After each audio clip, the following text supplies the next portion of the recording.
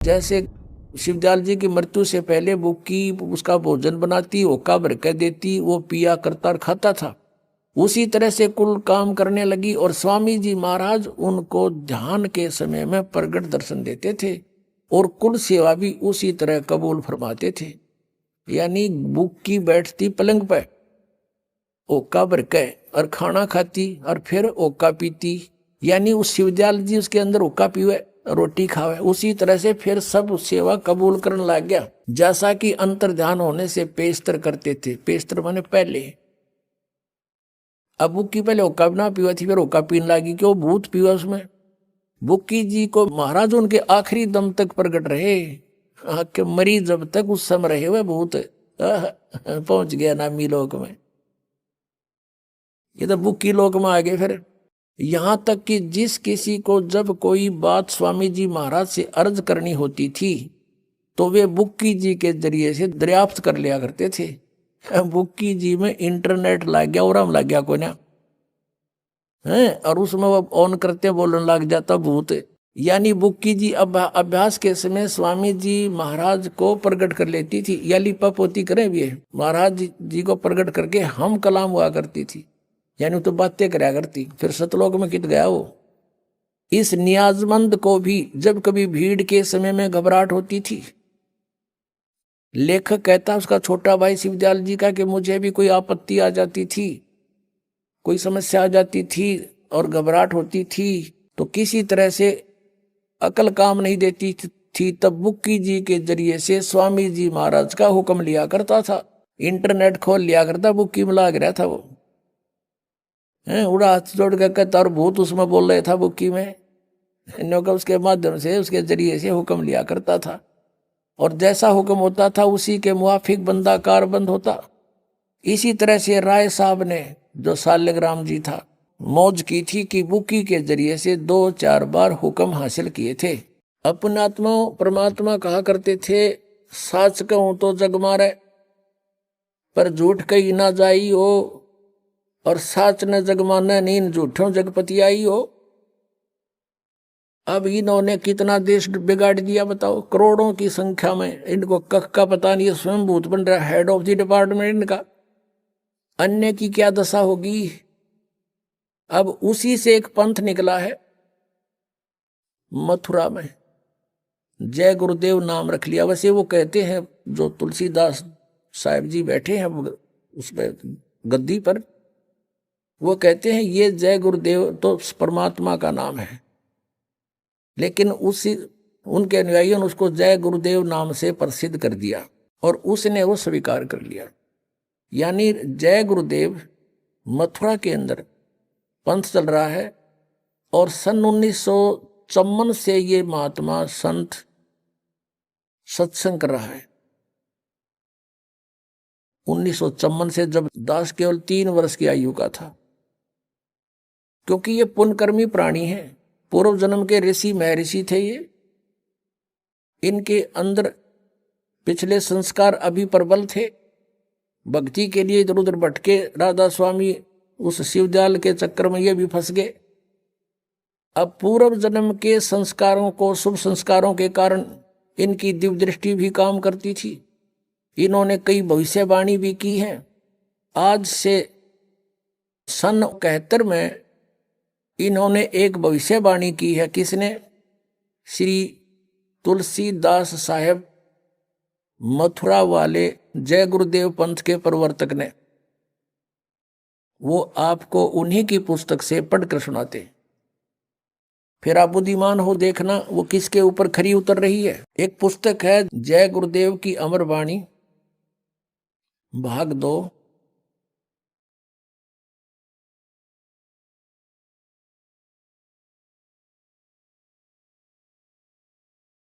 और ये कहां से छपी है?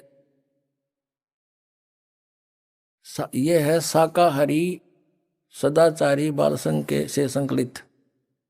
प्रकाशक है दिव्या शर्मा, 88 साकेत कॉलोनी मथुरा से। मुद्रक है अर्जेंट प्रिंटर्स, पुराना बस स्टैंड मथुरा से। और ये है वो महात्मा, महान आत्मा।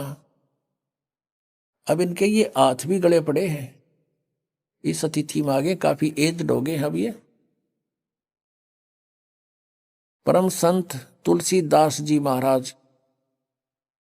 अब ये श्रद्धालु तन्य हो गए, विश्व को शांति अब इन्हीं से मिलेगी। और ये क्या कहते हैं, इन्होंने ये ना समझा। अब इसके पृष्ठ नंबर आपको 50 पे दिखाते हैं। यह है पृष्ठ नंबर 50। सहकारी पत्रिका 7 सितंबर 1971 में स्टेटमेंट दी है इन्होंने। 7 सितंबर 1971 में इनकी स्टेटमेंट प्रकाशित हुई है। क्या, किसकी? तुलसीदास जी की। और ये इसमें बॉक्स के अंदर है, हम यहां से लेते हैं। वह अवतार जिसकी लोग प्रतीक्षा कर रहे हैं 20 वर्ष का हो चुका है। 7 सितंबर 1971 को वो 20 वर्ष का हो चुका है। इस दास रामपाल दास की डेट ऑफ बर्थ है 8 सितंबर 1951। 7 सितंबर को दास पूरा 20 वर्ष का हो चुका है और 8 सितंबर को 21वां वर्ष शुरू हो जाता है। फिर पढ़ो, वह अवतार जिसकी लोग प्रतीक्षा कर रहे हैं 20 वर्ष का हो चुका है। यदि उसका पता बता दूं तो लोग पीछे पड़ जाएंगे। अभी ऊपर से आदेश बताने का नहीं हो रहा है। मैं समय का इंतजार कर रहा हूं और सभी महात्माओं ने समय का इंतजार किया है। समय आते ही सबको सब कुछ मालूम हो जाएगा। अब पुण्यात्माओं, ये पुण्यकर्मी प्राणी था और सन 1954 से लेकर आज तक देखो कितने वर्ष हो गए इसको, लगभग 67 वर्ष हो गए। और आज से इसने 40 वर्ष पहले यह भविष्यवाणी करी थी कि वो 20 वर्ष का हो चुका है वो अवतार। और ये कहें इससे शांति मिलेगी, किससे?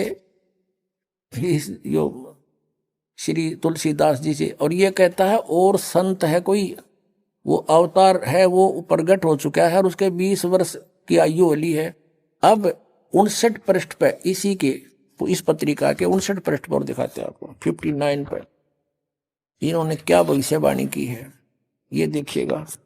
ये वही जय गुरुदेव की अमर वाणी है और इसकी हम 59 पृष्ठ पर पढ़ेंगे। 59 यहां से शुरू करते हैं। परिवर्तन का कारण भारतवर्ष बनेगा। भारतवर्ष में को विश्व में परिवर्तन का कारण अब बनना होगा। त्रेता में विश्व युद्ध का कारण भारतवर्ष था और द्वापर में भी विश्व युद्ध का कारण भारतवर्ष था और इस समय भी भारतवर्ष को ही कारण बनना होगा। मुस्लिम राष्ट्रों में भारी कलह होगी। सभी मुसलमान आपस में लड़कर समाप्त हो जाएंगे। अधिकांश छोटे छोटे देश टूटकर बड़े राष्ट्रों में मिल जाएंगे। भारतवर्ष इन सब का अगुवा होगा। चीन के समस्त वैज्ञानिक प्रगति को चूर्ण करके चीन को नष्ट कर दिया जाएगा। चीन में बचे खुचे लोगों की सहायता भारत करेगा।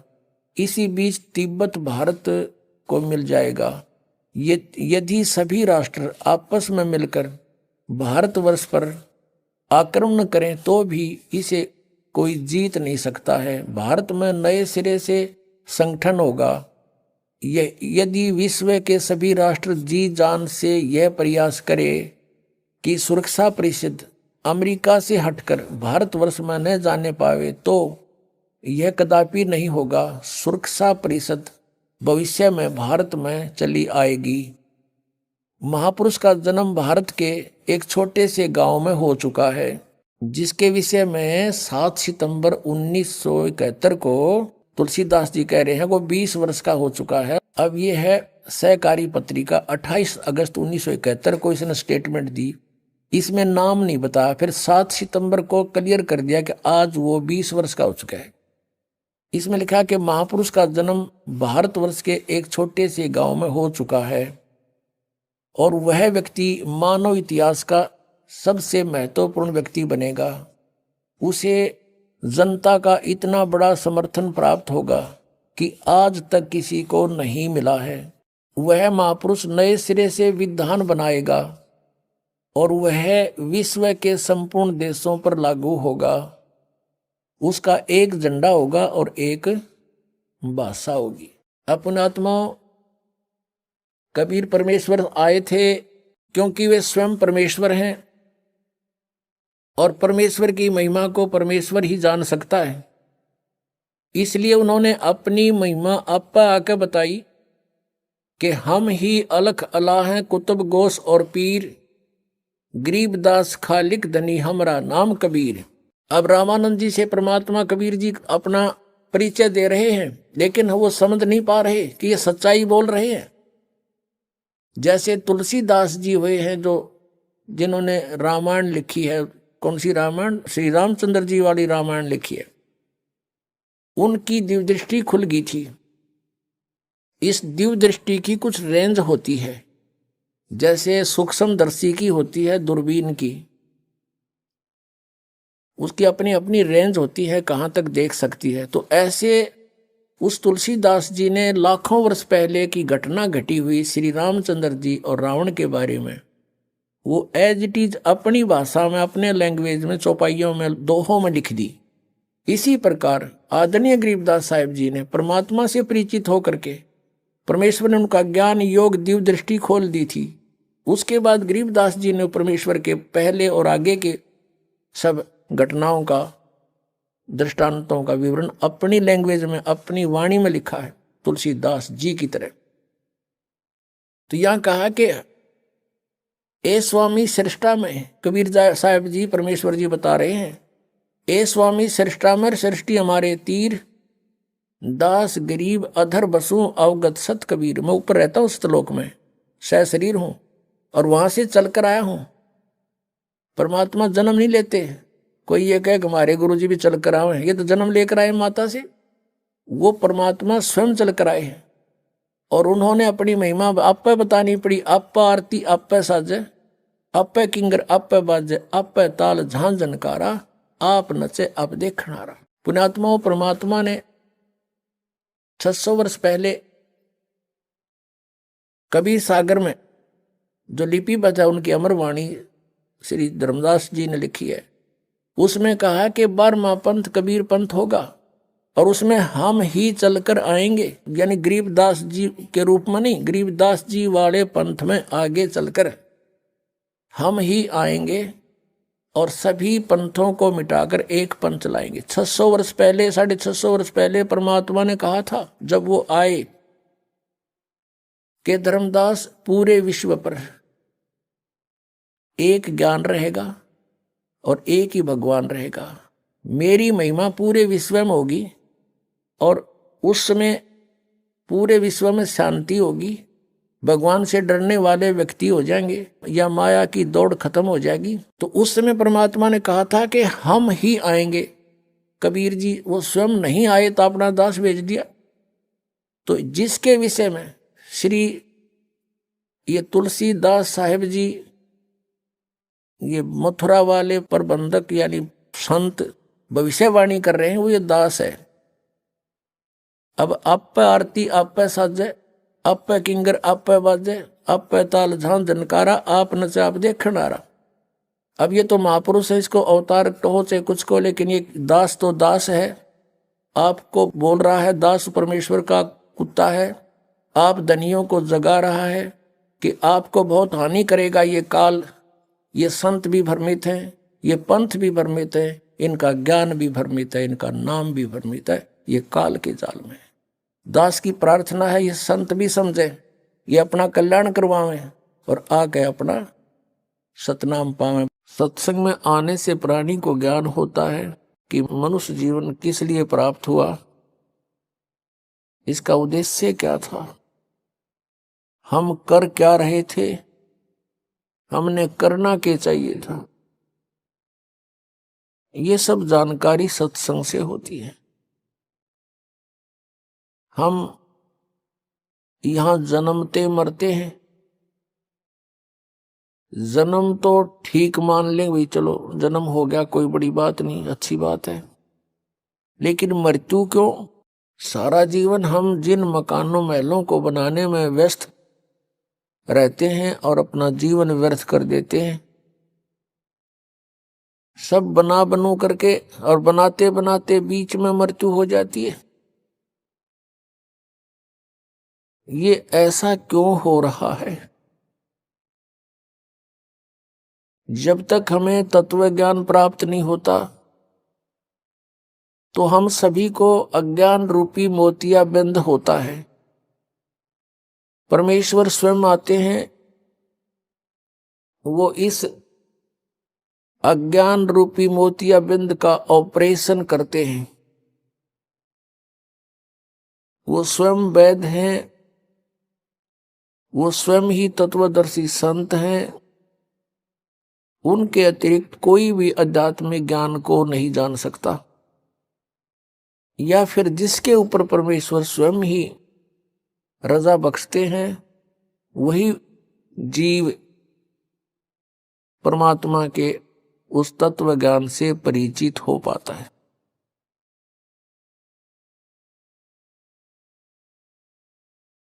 परमेश्वर पूर्ण ब्रह्म कबीर देव जी हैं, कबीर साहब हैं।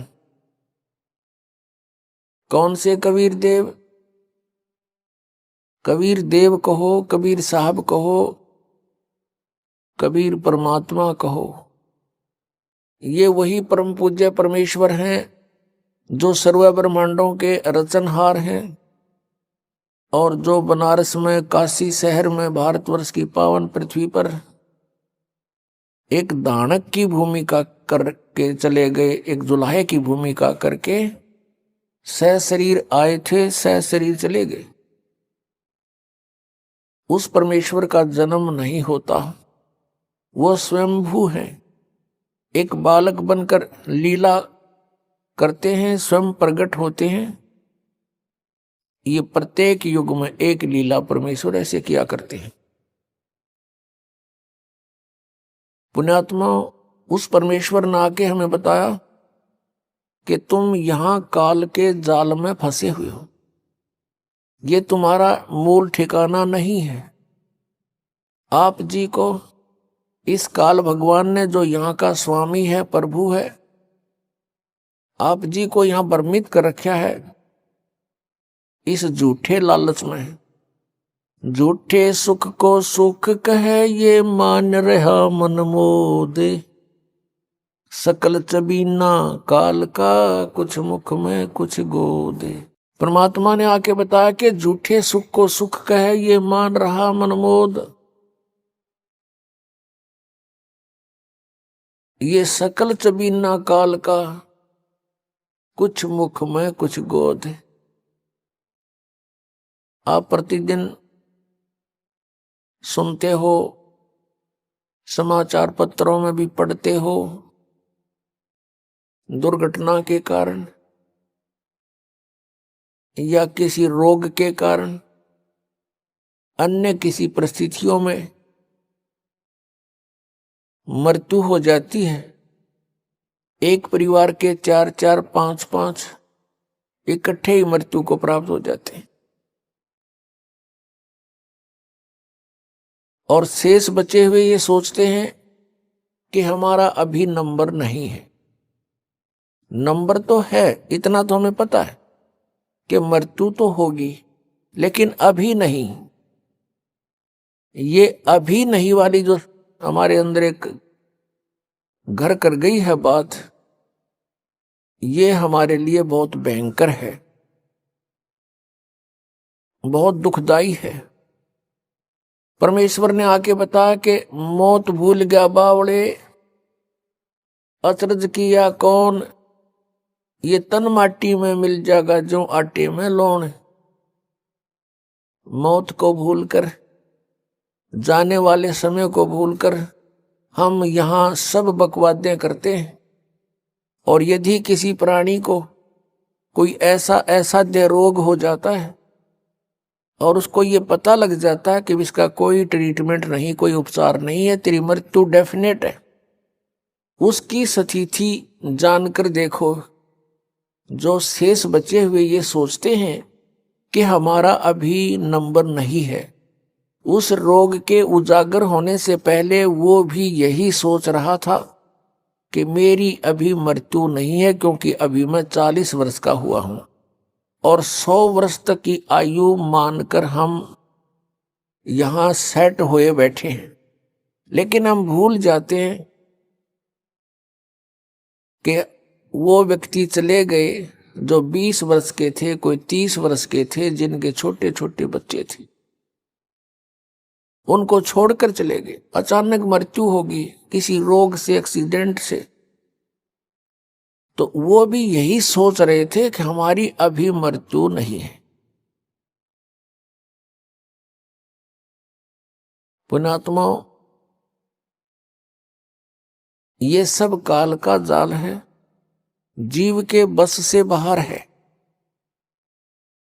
इसलिए परमात्मा ने आकर के हमें एक मेथड बताया, एक विधि बताई कि तुम इस विधि से इस काल के जाल को काट सकते हो, इससे ऊपर उठ सकते हो। क्योंकि ये 21 ब्रह्मांड का स्वामी है जो हमको यहां रोके हुए है। ये श्री ब्रह्मा, श्री विष्णु, श्री शिव जी के पिताजी हैं और दुर्गा इनकी माता है। श्री ब्रह्मा, श्री विष्णु, श्री शिव जी, रजगुण ब्रह्मा, सतगुण विष्णु, तमगुण शिव जी की। ये 16 कला के भगवान कहलाते हैं और इनका पिता 1000 कला का प्रभु है। और हमारी कोई कलाएं नहीं, हम एक जीव संज्ञा में। तो श्री ब्रह्मा, श्री विष्णु, श्री शिव जी को भी वो ऐसे ही चक्कर में डाले हुए हैं, उनको भी रोका हुआ है। तो हम आम जीव की अब क्या बुनियाद है? 1000 कला का मालिक ये काल है, तो हमने उस असंख्य कला के मालिक की शरण ग्रहण करनी पड़ेगी। उस असंख्य कला के स्वामी के आड़ में, ओट में, उसके सहारे से हम इसके काल के लोक को पार कर सकते हैं।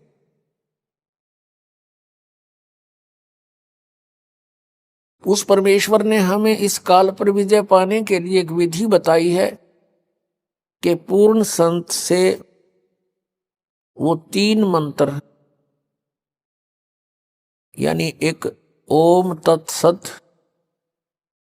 और प्रथम जो आपको दिए जाते हैं वो 7 मंत्र, इन सभी का सहयोग हमने लेना होगा इस काल के जाल से निकलने के लिए। इनके अतिरिक्त हम कोई भी साधना करते हैं, किसी भी मंत्र का जाप करते हैं, वो यूजलेस है। श्रीमद् भगवत गीता अध्याय नंबर 16 के श्लोक नंबर 23 में कहा कि अर्जुन, शास्त्र विधि को त्याग कर जो मनमाना आचरण करते हैं, यानी मनमानी पूजाएं करते हैं, उनको न तो सुख होता है, न उनकी कोई गति होती है, और न ही कोई सिद्धि को प्राप्त होते, अर्थात व्यर्थ।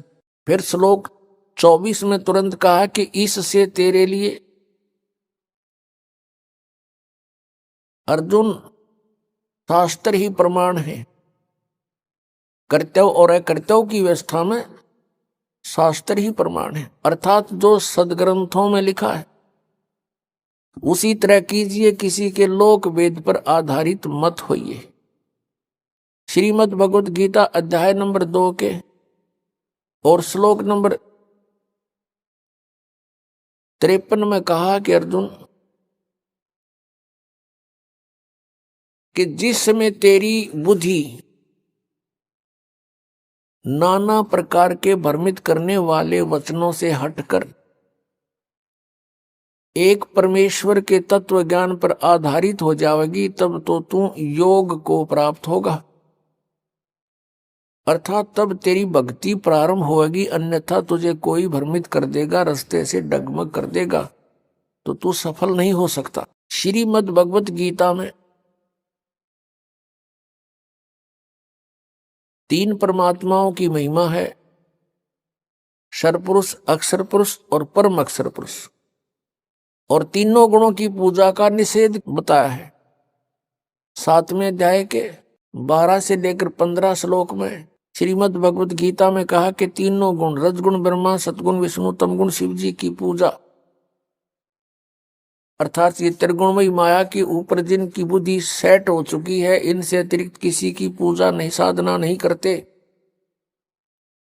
उनके विषय में कहा 15वें श्लोक में 7वें अध्याय के में कि वो त्रिगुणमयी माया के द्वारा जिनका ज्ञान हरा जा चुका है, यानी ब्रह्मा विष्णु महेश से मिलने वाली अस्थायी सुविधाओं के ऊपर जो आधारित हो चुके हैं, वो अन्य किसी की पूजा नहीं करते।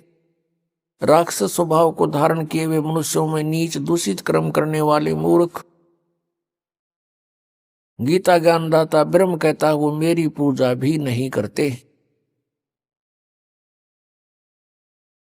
तीन पुरुष, क्षर पुरुष, अक्षर पुरुष और परम अक्षर पुरुष, इन तीनों की साधना करने से हम पूर्ण मोक्ष प्राप्त होंगे, जन्म मृत्यु के रोग से छूट सकेंगे। उसके लिए साधन क्या है, कौन सा तरीका है? श्रीमद् भगवत गीता अध्याय नंबर 8 के श्लोक नंबर 13 में गीता ज्ञानदाता कहता है, ओम इति एकाक्षरम ब्रह्म व्यवहारन माम अनुसमरन यह प्रयाति तजंदेहम स याति परमाम गतिम। मुझ ब्रह्म का केवल एक ओम मंत्र है, नथिंग एल्स, एक ओम अक्षर है मुझ ब्रह्म का, उच्चारण करके सिमरण करता हुआ यह प्रयाति तजंदेहम, जो शरीर छोड़कर जाता है, अर्थात अंतिम श्वास तक ओम का जो जाप करता हुआ जाता है, स याति परमाम गतिम, वह परम गति को प्राप्त होता है। कौन सी परम गति को? जो ओम से होने वाली है। ओम के जाप से, ये ब्रह्म का जाप है, सरपुरुष का जाप है, इससे क्या प्राप्ति होगी, क्या उपलब्धि होगी? कि ब्रह्मलोक प्राप्ति होगी। गीता जी अध्याय नंबर 8 के श्लोक नंबर 16 में कहा कि ब्रह्मलोक पर्यंत भी सभी पुनरावर्ती के अंदर हैं, वहां गए हुए प्राणी भी जन्म मृत्यु में आते हैं। ये पूर्ण मोक्ष नहीं है, और जब तक पूर्ण मोक्ष नहीं होगा तब तक जीव को परम शांति नहीं हो सकती। जैसे गीता अध्याय नंबर 8 के श्लोक नंबर 16 में इन अनुवादकर्ताओं ने यहां गड़बड़ी कर रखी है। इसमें लिखा है कि ब्रह्मलोक पर्यंत सभी पुनरावृत्ति में है अर्जुन, अर्थात ब्रह्मलोक में जाकर भी वापस आते हैं। इन्होंने अनुवाद किया कि मुझे प्राप्त प्राणी का फिर जन्म नहीं होता, यह अनुवाद गलत कर दिया। उसका अर्थ ये है, जो ये नहीं जानते कि मुझे प्राप्त होकर भी पुनर्जन्म है अर्जुन, उनका फिर भी पुनर्जन्म है। जो ये नहीं जानते वो प्राणी मुझे प्राप्त होकर भी बार बार जन्म मृत्यु को प्राप्त होते हैं। यदि उनके अनुवाद को यहाँ सच्चा माने कि गीता ज्ञानदाता ये कहता है कि मुझे प्राप्त प्राणी का पुनर्जन्म नहीं होता, तो गीता अध्याय नंबर 4 के श्लोक नंबर 5 और 9 में, गीता अध्याय नंबर 2 के श्लोक नंबर 12 में, गीता अध्याय नंबर 10 श्लोक नंबर 2 में गीता ज्ञानदाता कहता है, अर्जुन तेरे और मेरे बहुत जन्म हो चुके हैं, तू नहीं जानता मैं जानता हूं। मेरे जन्म और कर्म अलौकिक है।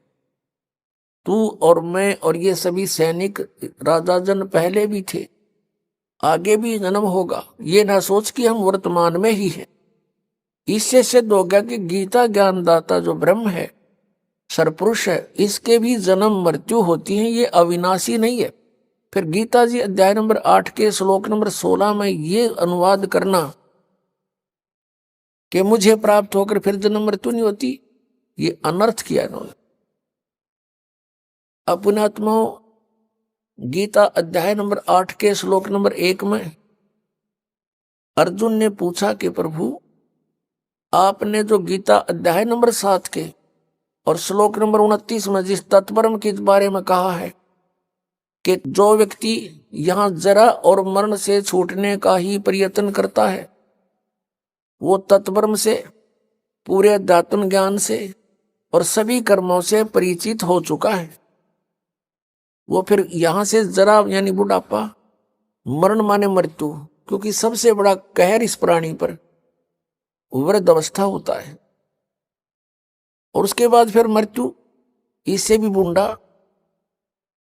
तो पुण्यात्मा, यहां वो गीता ज्ञानदाता से अर्जुन ने प्रश्न किया कि फिर वो तत्ब्रह्म क्या है जिसको जानकर फिर प्राणी केवल जरा और मरण से छूटने का ही प्रयत्न करता है। उसके विषय में 8वें अध्याय के 3 श्लोक में उत्तर दिया कि वो परम अक्षर ब्रह्म है। श्रीमद् भगवद गीता अध्याय नंबर 15 के श्लोक नंबर 1 से लेकर 4 तक बता के उल्टा लटका हुआ संसार रूपी वृक्ष है। इसके ऊपर को जो जड़ है वो तो मूल मालिक है, वो पूर्ण परमात्मा है, वो परम अक्षर ब्रह्म है। और नीचे को तीनों गुण रूपी शाखा है। अब गीता ज्ञानदाता ने केवल इतना संकेत कर दिया कि ऊपर को जड़ है और नीचे को तीनों गुण रूपी शाखा है, बीच का कोई पोर्शन उसने नहीं बताया। अभी आपने सुने संत रामपाल जी महाराज के मंगल प्रवचन।